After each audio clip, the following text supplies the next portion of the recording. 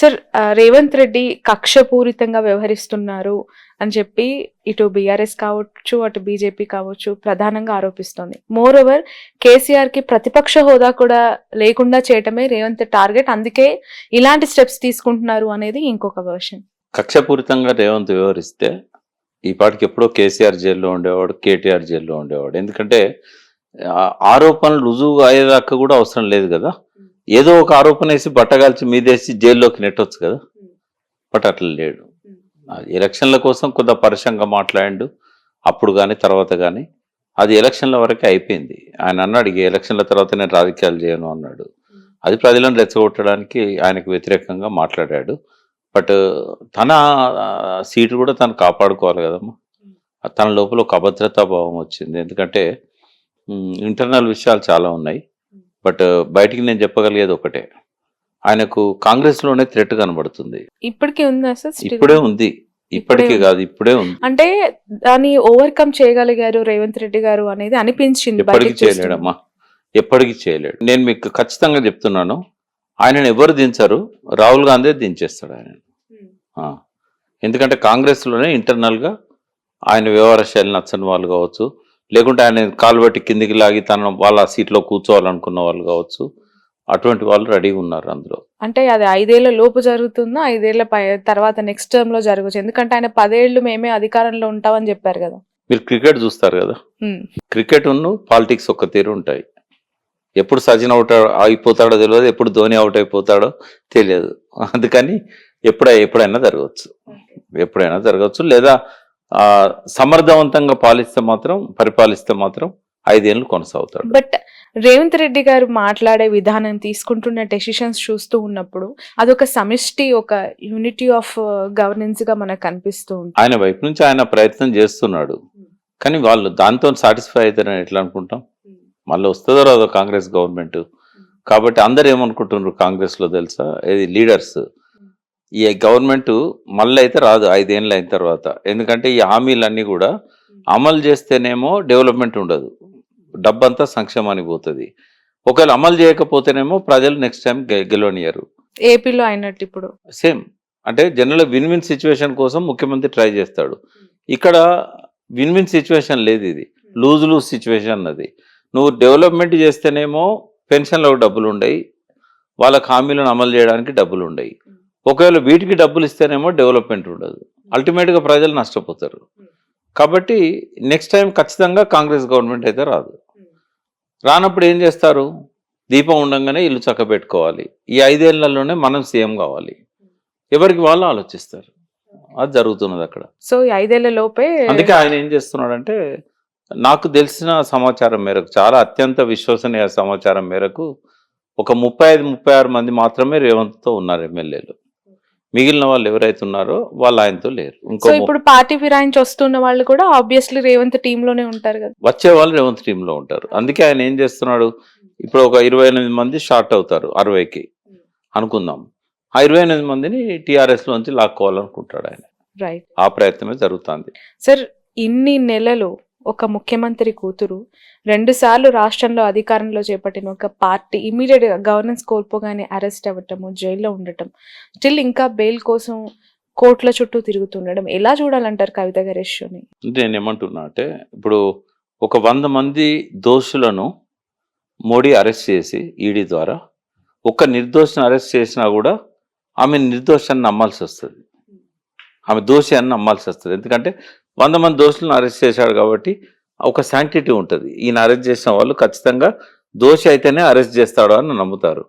But 100 మందిలో 100 మంది నిర్దోషులను arrest చేసి దోషులను ఎన్లార్జ్ చేస్తున్నప్పుడు, అంటే దోషి అంటే ఈడీ కేసులు పెడుతుంది, సిబిఐ కేసులు పెడుతుంది, రైడ్స్ చేస్తారు, రెడ్ హ్యాండెడ్గా డాక్యుమెంట్స్ దొరుకుతాయి.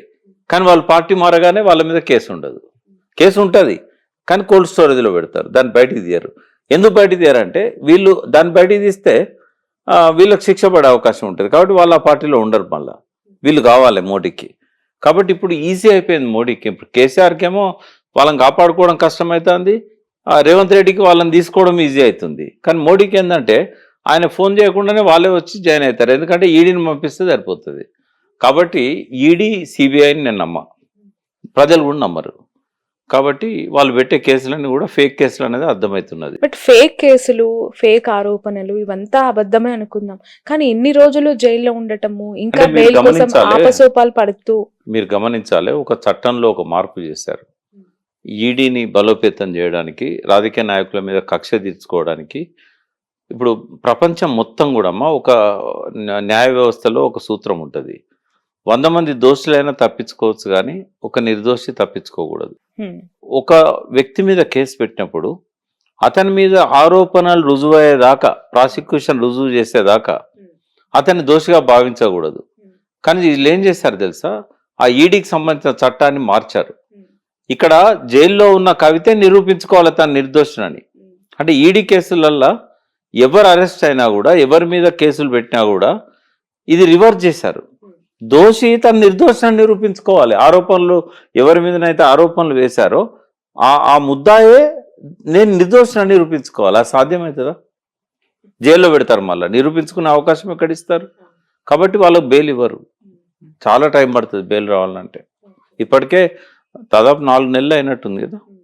ఎంతకాలం పడుతుందో తెలియదు, ఎందుకంటే మనీష్ సిసోడే అనుకుంటా దాదాపు 1 year పైన ఆయన ఉప ముఖ్యమంత్రిగా ఉండి, మరి అటువంటిది కవిత గారికి వెంటనే బెయిల్ ఇస్తారని నేనైతే అనుకోవట్లేదు. ప్రయత్నాలు అయితే చేస్తున్నారు, అన్ని కోర్ట్స్ అన్ని న్యాయస్థానాల్లో గడప దొక్కుతున్నారు. కానీ ఇది దుర్మార్గం అమ్మ, ఆమెను జైల్లో పెట్టడం అనేది అయితే నేను తీవ్రంగా ఖండిస్తున్నా. ఆమె మీద పోనీ ఆమె నిజంగానే ఇన్వాల్వ్ అయిందని అనుకుంటే ఏ ఒక్క సాక్ష్యాన్ని కూడా ఇప్పటి వరకు కోర్టుకు సమర్పించలేదు. ఇంకా ఆమె దోషాన్ని ఎట్లా అనుకుంటాం? ప్రజలను ఏంటంటే తప్పుదో పట్టేయడానికి ఆమెను అరెస్ట్ చేసి జైల్లో పెట్టారు. వాళ్ళు అనుకున్న రిజల్ట్ తీసుకున్నారు. కవితని అరెస్ట్ చేయకపోతే 8 సీట్లు బీజేపీకి వచ్చేవే కాదు. వాళ్ళు అనుకున్న పర్పస్ సర్వ్ అయింది. చాలా దుర్మార్గంగా ఉంది బీజేపీ. హైదరాబాద్ లో జరుగుతున్న నిరుద్యోగుల ఈ ఇష్యూ, డిఎస్సి గ్రూప్ అభ్యర్థుల ఈ నిరసనలు కాంగ్రెస్ పార్టీకి డ్యామేజ్ అంటారా? చాలా డ్యామేజ్. ఎందుకు ఇంత అంటే వైఖరి వాళ్ళ పట్ల? కాంగ్రెస్ గెలుపులో ప్రధానమైన పాత్ర నిరుద్యోగులది. పాపం నమ్మిన అమాయకులు, ఎందుకంటే విద్యార్థులు కదా, వాళ్ళకి ఇంకా ఈ రాజకీయాల తీరు కానీ నాయకుల యొక్క మనస్తత్వాలు కానీ తెలియదు వాళ్ళకు. నిజంగానే రేవంత్ రెడ్డి 2 లక్షల ఉద్యోగాలు ఇస్తారంటే నమ్మిళ్ళు, జాబ్ క్యాలెండర్ ఇస్తామంటే నమ్మిళ్ళు. కానీ చిన్న కోరికలమ్మా, ఆ జాబ్ క్యాలెండర్ రాలేదు, 2 లక్షల ఉద్యోగాలు లేనే లేవు. మేము చెప్పాము అప్పుడు, రేవంత్ రెడ్డి మభ్య పెడతాడు మిమ్మల్ని, ఆడ 1,00,000 ఉద్యోగాలు కూడా లేవు ఖాళీలు అంటే వినలేదు. మాలాంటి వాళ్ళ మాటలు నమ్మలేదు వాళ్ళు, ఎందుకంటే వీళ్ళు బీఆర్ఎస్ సపోర్ట్ చేస్తారన్నట్టుగా వాళ్ళు నమ్మలేదు. పోనీ ఇప్పుడు వాళ్ళు అడిగిన దానిలో 100 మందికి ఒక్కరిని విలువండి అని అడిగిళ్ళు, తప్పేముందమ్మా? ఇప్పుడు 50 మందిలో ఎవరైతే ఉన్నారో ఒక్కరిని సెలెక్ట్ చేస్తారు అంటే వాళ్ళంతా జీనియస్ పీపులే వస్తారు 50 మంది. వీళ్ళు ఏమన్నారంటే ఇంకో 50 మందిని యాడ్ చేయండి, ఏం నష్టం ఏమన్నా ఉందా? అవుట్ ఆఫ్ 100లో ఒక్కరిని తీసుకోవచ్చు కదా పబ్లిక్ సర్వీస్ కమిషన్ గ్రూప్ 1లో మెయిన్స్కి. అది మెయిన్స్ ఎగ్జామే, అది చేయలేదు, పోస్ట్పోన్ చేయమని అది చేయలేదు. Job calendar already Akunuru Murali గారి వీడియో చూశాను నేను తయారు చేసి ఇచ్చాను అన్నాడు. తయారు చేసి ఇస్తే దాన్ని ఎందుకు బయట పెట్టట్లేదు? పెట్టాలి కదా. వాళ్ళు అడిగిన అన్ని చిన్న చిన్న కోరికలు. డిఎస్సి వాయిదా ఏమన్నారు, 2 నెలలు వాయిదా వేస్తే ఏమైద్దమ్మా, ఏం నష్టం అవుతుంది? తర్వాత ఈ గ్రూప్ 1 గ్రూప్ 2 2 ఒకటేసారి వస్తున్నాయి.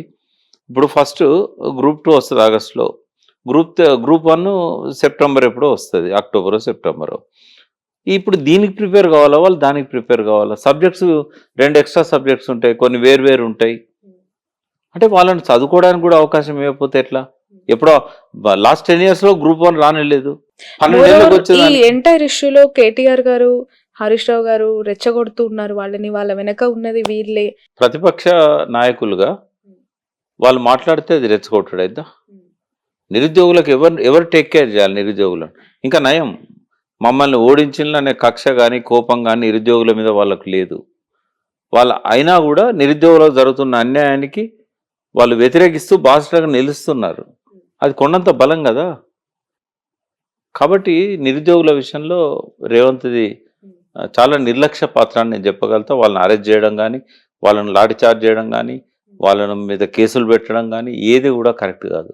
ఎందుకంటే ఆయనకు పునాది వాళ్ళు, ఆ పునాదినే పెకిలించుకోగలిగితే. మోరోవర్ తెలంగాణలో యువకుల పాత్ర ఉద్యమం నుంచి కూడా చాలా గొప్పగా ఉంటది, వాళ్ళ కాంట్రిబ్యూషన్ కావచ్చు. ఉద్యమం అంతా వాళ్ళతోనే నడిచింది. 1200 మంది బలిదానాలు చేసుకున్న వాళ్ళు కూడా యువకులు యువతులే. బట్ రేవంత్ రెడ్డి పునాది ఎవరమ్మా? పాపం వాళ్ళకు డబ్బులు ఉండవు, అయినా కూడా బస్సులు పెట్టుకొని ఊరూరికి పోయి రేవంత్ రెడ్డి మీద ఆశతోనో లేకుంటే కాంగ్రెస్ పార్టీ మీద ఆశతోనో వాళ్ళ ప్రణాళిక మీద ఆశతోనో వాళ్ళని గెలిపించాలని ప్రయత్నం చేసింది నిరుద్యోగులు. ఇంకా కోపం ఉంటే కేసీఆర్కు ఉండాలి వాళ్ళ మీద. బట్ అంత కష్టపడ్డ వాళ్ళను కాలుతోంది అనడం ఎట్లా కరెక్ట్ అవుతుంది? రేవంత్ రెడ్డి గారి సమర్థత అసమర్థతకు ఇదే ఒక సంకేతం. బట్ దాదాపు సంవత్సరం తిరగకుండానే కాంగ్రెస్ గవర్నమెంట్ పట్ల ఈ వ్యతిరేకత అనేది ఆ పార్టీ ఒకసారి ఆలోచించుకోవాల్సిన అవసరం ఉందంటారా? అలవి కానీ హామీలు ఇవ్వడం వల్ల ఇటువంటి సమస్యలన్నీ వచ్చినాయి. అందులో భాగమే నిరుద్యోగులకు ఇచ్చిన హామీ కూడా 2 లక్షల ఉద్యోగాలు ఇట్లాంటివి. అయితే అది వాళ్ళు తప్పు అప్పుడే చేశారు. అధికారంలోకి రావడానికి అన్ని అబద్ధాలు, అన్ని అసత్యాలు, అన్ని హామీలు, అలవి కాని హామీలు ఇవ్వాల్సిన అవసరం లేకుండే. బట్ రేవంత్ రెడ్డి గారు అమెరికాలో ఒక మీటింగ్లో చెప్పినట్టుగా రాజకీయ నాయకులు హామీలు ఇచ్చి ప్రజలను మోసం చేస్తూనే ఉంటారు, ప్రజలు మోసపోతూనే ఉంటారు. ఆయన డైలాగ్ నేను చెప్పింది. ఓకే, ఆయనే అన్నాడు కదా. ఎప్పుడు వెళ్తున్నారు కేసీఆర్ గారిని కలవటానికి? అంటే ఇప్పుడు ఒకటమ్మా, ఇప్పుడు మనము అవతలి వ్యక్తిని కలవడం అంటే ఒక ప్రయోజనం ఉండాలి. ఎందుకంటే మీరు టిఆర్ఎస్ ఫౌండర్ మెంబర్, చాలా సుదీర్ఘంగా ఆ పార్టీ క్రియాశీలక పాలిటిక్స్ లో మీరు పనిచేశారు, దగ్గరగా ఉన్నారు, you know more about BRS party. So ఇప్పుడు ఆ పార్టీ పరిస్థితి బాగాలేదు అని చెప్పి మాట్లాడుకునే సందర్భంలో మీలాంటి వాళ్ళు అవసరం ఉందంటారు, మీరేమో పూర్తిగా పాలిటిక్స్ ను వదిలేసాను అంటున్నారు. అంటే ఇప్పుడు ఎవరు అవసరం అనేది నాయకుడే కదా డిసైడ్ చేయాల్సింది. ఇప్పుడు కేసీఆరే ఆ పార్టీ తిరుగులేని నాయకుడు. ఎవరి సలహాలు తీసుకోవాలి, ఎవరిని తన వెంట పెట్టుకోవాలి, ఎవరిని దూరం పెట్టాలి, ఎవరిని పిలవాలి, ఎవరిని కలవాలి అనేది ఆయన డిసైడ్ చేయాలి.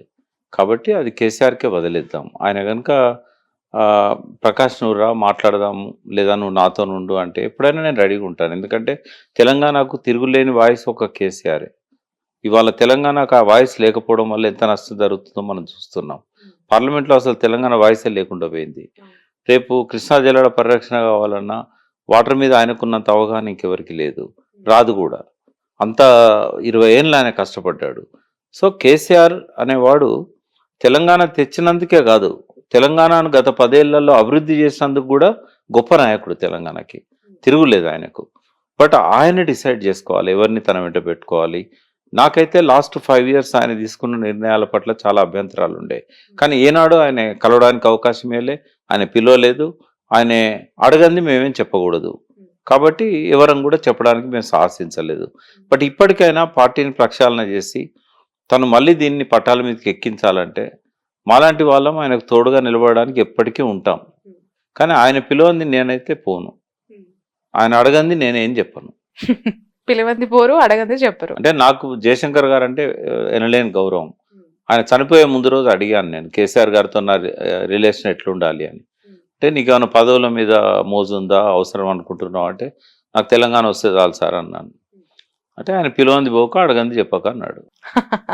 ఆయన ఎందుకన్నాడో ఆయన అనుభవం అది. ఓకే, బట్ ఆయన చెప్పిన దాన్ని నేను పాటిస్తున్నాను. Right, thank you so much Thank you, Prakash అమ్మా. గారు, మీ వాల్యుబుల్ టైం ని మాకు ఇచ్చినందుకు.